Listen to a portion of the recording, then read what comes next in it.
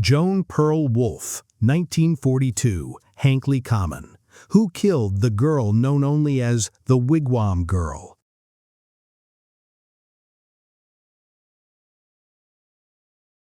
Every quiet place has a memory. Sometimes it is carried in the names on churchyard stones, and sometimes it is buried under sand, roots, and silence. In wartime England, people learned to live beside fear, but even then, some stories unsettled a community in a way that air raids and ration books could not. This one begins not with a famous family or a grand house or a crime scene anyone expected to find.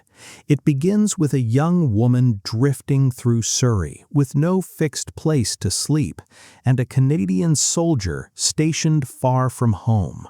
For a few weeks, their lives crossed in the woods near Thursley, and by autumn, one of them would be dead. The other would be on trial, and the case would be remembered by one haunting name: the Wigwam murder. Joan Pearl Wolfe was not from Surrey. She was born in Tunbridge, Kent on March 11, 1923, the youngest child of Charles Frederick Wolfe and Edith Mary Wolfe. Her early life carried grief long before her name appeared in newspapers. Her father died when she was still a child, and after her mother remarried, Joan's family moved to Tunbridge Wells, where she attended Mark Cross Convent School. From the outside, Joan could seem refined and well brought up. She had a convent education, spoke French, and was known to wear a crucifix. But the image people saw did not tell the whole story. When Joan was 16, she came home and found her stepfather dead in the kitchen after he had taken his own life by gas. And from that period onward, her life became increasingly unstable. She ran away from home while still a teenager. At one point, she was found in Aldershot after being missing for about a month. Her mother, Edith, continued trying to bring her back into a settled life, but Joan moved between temporary jobs, cheap rooms, hospitals, and nights spent rough. By the early years of the war, Joan was often seen around places where soldiers were stationed. In 1942, Surrey was no longer just quiet countryside. The area around Godalming, Whitley, Thursley, and Hankley Common was filled with wartime movement. Canadian troops were based nearby, and the surrounding woods and commons were used for military training. In that crowded and unsettled world, Joan met soldiers, accepted help where she could find it, and tried to build a future that never seemed to hold. Before Auguste Sangray entered her life, Joan had been involved with another Canadian soldier named Francis Hearn. He returned to Canada after giving her a ring and reportedly promising marriage. Joan continued to wear that ring and sometimes referred to herself as his wife. That detail would matter later because it showed how strongly Joan clung to the idea of marriage, belonging, and escape. Auguste Sangray came from a very different background.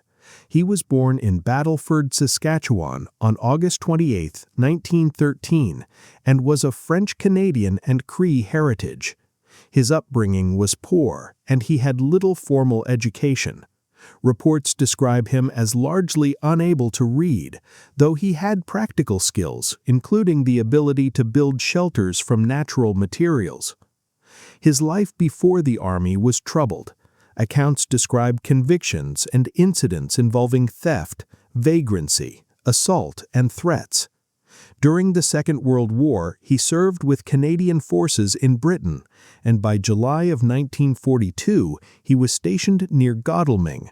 That same month, he met Joan Wolfe in a pub.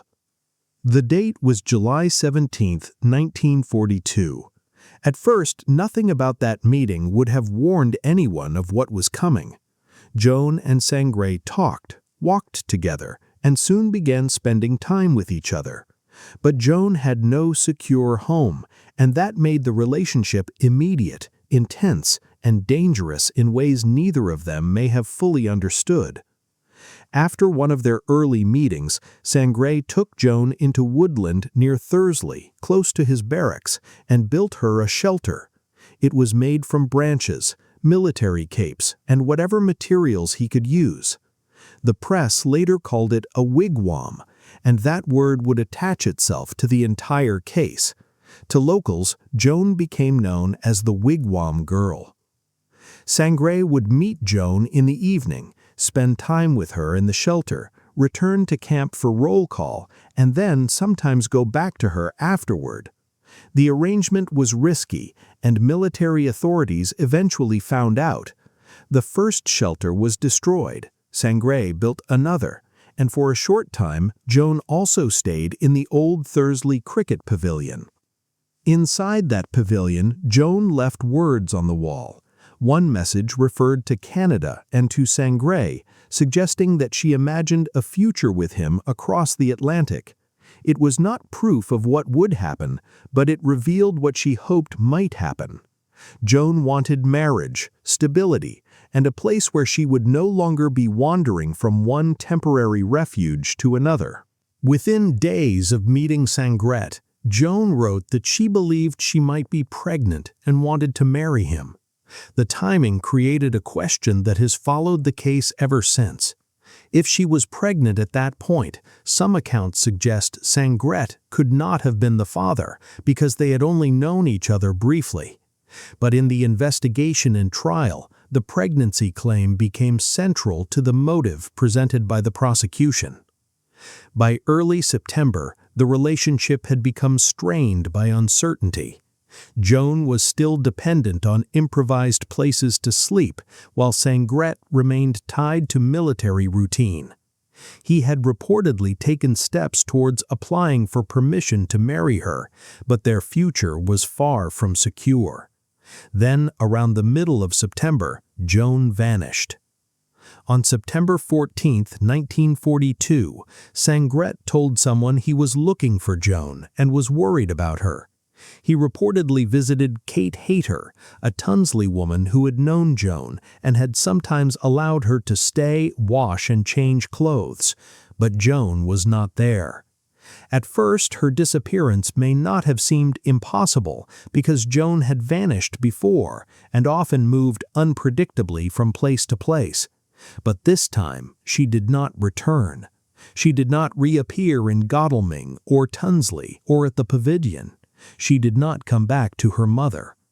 Days became weeks, and the woods around Hankley Common kept their secret beneath the sandy soil. On October 7, 1942, 2 Royal Marines were on Hankley Common during military activity when they noticed something protruding from a mound of earth. It was not equipment, not roots, and not discarded clothing. It was a human arm. When authorities excavated the site, they found the badly decomposed body of a young woman in a shallow grave. The remains were later identified as Joan Pearl Wolfe. The condition of the body suggested she had been dead since around mid-September, placing her death near the time she disappeared. Personal belongings found in the area helped connect the body to Joan, including items later identified by her mother. A letter addressed to Sangre brought investigators directly back to the soldier who had built the shelters. The examination of Joan's body revealed a violent attack. Her skull had been badly damaged, and there were knife wounds, including injuries to her hands and forearms that suggested she may have tried to defend herself. Investigators focused on the unusual nature of the wounds. They appeared consistent with a hooked blade, later described in reports as resembling a parrot's beak. That detail became one of the strongest physical links in the case.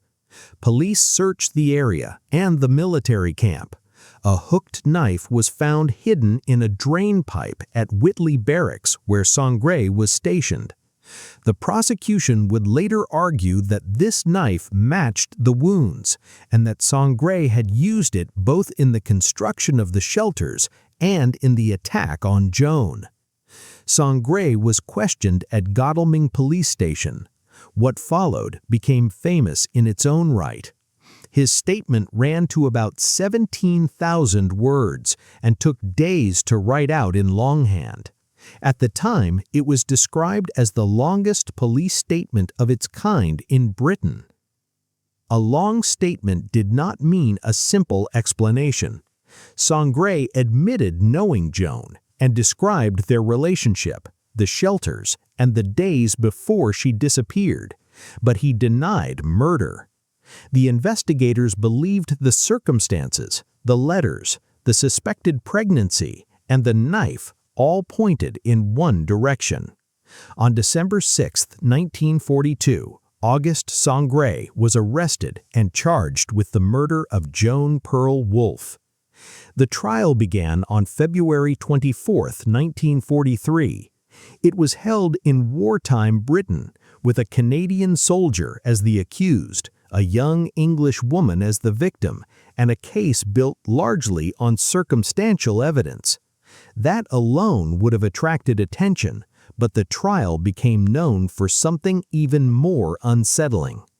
For the first time in British legal history, the reconstructed skull of a murder victim was introduced as evidence in court.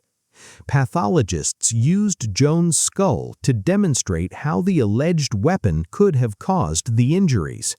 For the jury, the sight must have been deeply disturbing. Joan was no longer just a name in testimony. Part of her body had become the center of the prosecution's argument. The prosecution called 53 witnesses. Among them were people who had known Joan in Thursley, including Kate Hayter, and others connected to her last movements. Sangre was the only witness for his own defense. The prosecution argued that he had killed Joan because her pregnancy claim and desire for marriage created pressure he wanted to escape. The defense faced a difficult situation. There was no eyewitness to the killing and no confession. Much of the case depended on circumstances, motive, physical evidence, and the relationship between Joan and Sangre. Still, the jury found him guilty of murder. But even then, the jury recommended mercy. That meant they convicted him, but did not want him executed. The judge refused to follow that recommendation and sentenced Sangre to death. His appeal failed, and on April 29, 1943, Auguste Sangre was hanged at Wandsworth Prison. Sangre's body was buried within the prison grounds. Because the Canadian Army had not discharged him before his execution, he was still officially a serving soldier when he died, and his name was later recorded among military dead. That strange detail has kept discussion alive around the case, especially among those who question whether he received enough support as a Canadian soldier tried in a British court during wartime. Legally, the case was resolved. The court accepted the prosecution's case that Auguste Sangre murdered Joan Pearl Wolfe around mid-September of 1942. But the story has never felt simple, partly because the evidence was largely circumstantial, and partly because the jury itself asked for mercy. Those facts do not change Joan's death, but they add a layer of unease to the way the case is remembered. Joan was buried on January 8, 1943, in the churchyard of St. Michael and All Angels in Thursley. For decades, her grave remained unmarked. The young woman whose death had filled newspapers, shaped a murder trial, and entered British legal history, rested without a stone bearing her name. Only in September of 2023 was a memorial finally placed for her. The Wigwam murder is often remembered for its unusual evidence, its wartime setting, and its grim name. But beneath all of that was Joan Pearl Wolfe, a 19-year-old woman who had already endured family tragedy, instability, and loneliness before she reached the woods of Surrey. Her final weeks were spent looking for shelter, writing of marriage, and imagining a future that never arrived. There are questions that cannot be answered with certainty. What exactly happened in Joan's final hours? Did she understand the danger before it was too late? Did she believe she was meeting someone who would protect her, rather than someone the court would later convict of killing her? Hankley Common has long since returned to quiet. The military exercises moved on, the trial ended, the headlines faded, and the people who knew Joan grew old or disappeared from living memory. But the case still leaves behind one chilling truth. A young woman went into those woods hoping for safety, and the shelter built for her became part of the story of her murder.